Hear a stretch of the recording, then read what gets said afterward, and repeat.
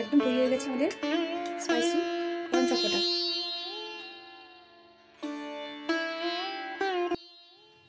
Hello বন্ধুরা, homely Mahi চ্যানেলে আপনাদের সবাইকে স্বাগত জানাই। আজকে আমি একটি নতুন রেসিপি আপনাদের সামনে নিয়ে এসেছি।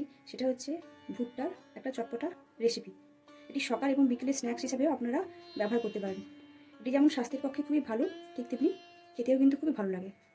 তো ভুট্টার এই রেসিপি বানানোর জন্য আমরা নিয়ে নিয়েছি এখানে একটা মাঝারি সাইজের ভুট্টা, এখানে নিয়ে নিয়েছি ঝুরি ভাজা, এখানে নিয়ে নিয়েছি একটা ছোটো সাইজের টমেটো কুচানো, এখানে আমি একটা ছোটো সাইজের টমেটো কুচিয়ে কেটে নিয়েছি, এখানে নিয়ে নিয়েছি আমি একটা গোটা ক্যাপসিকামের অর্ধেকটা, এখানে নিয়ে নিয়েছি সামান্য পরিমাণে কুচানো ধনেপাতা, এখানে নিয়েছি 1/4 টিস্পুন হলুদ গুঁড়ো, এখানে নিয়েছি 1/4 টিস্পুন লাল লঙ্কার গুঁড়ো, এখানে নিয়েছি 1/2 টিস্পুন চাট মশলা, 1/2 টিস্পুন জিরে গুঁড়ো, দুটো কুচনো কাঁচা লঙ্কা আর একটা ছোট্ট পাতিলেবু।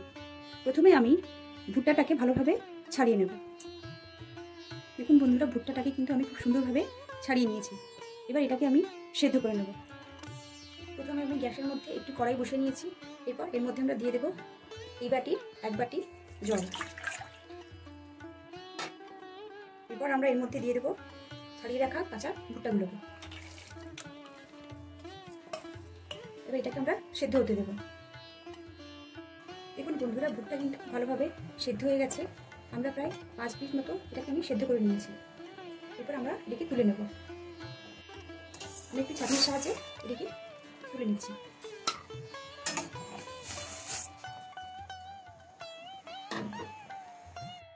আমি কড়াইয়ের মধ্যে প্রথমে দিয়ে দিচ্ছি সামান্য সর্ষের তেল। গরম হয়ে গেছে।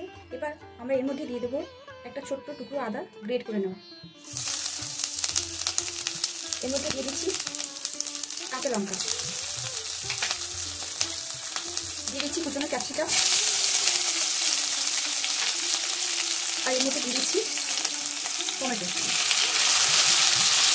এই সবকটা উপকরণকে ভালোভাবে নিজে থেকে একটু ভেজে নেব।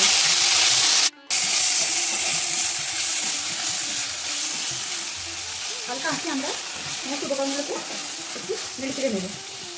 এই অবস্থায় আমরা এর মধ্যে দিয়ে দিচ্ছি 1/2 টিস্পুন লবণ। এই সবজিগুলোকে আমি খুব বেশি ভাজবো না, আমি শ্যালো ফ্রাই করেছি। এরপর আমরা এর মধ্যে ধীরে ধীরে গুঁড়ো মশলাগুলোকে অ্যাড করব।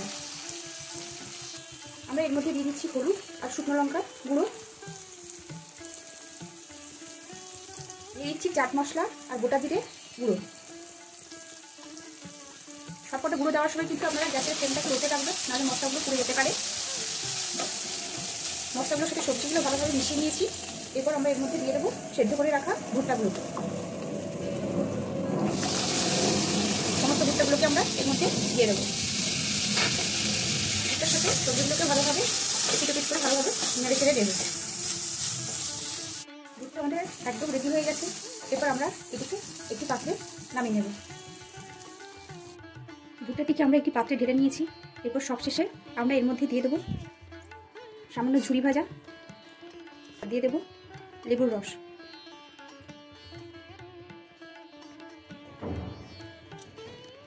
আর সবশেষে দিয়ে দেবো কুচনো ধনেপাতা।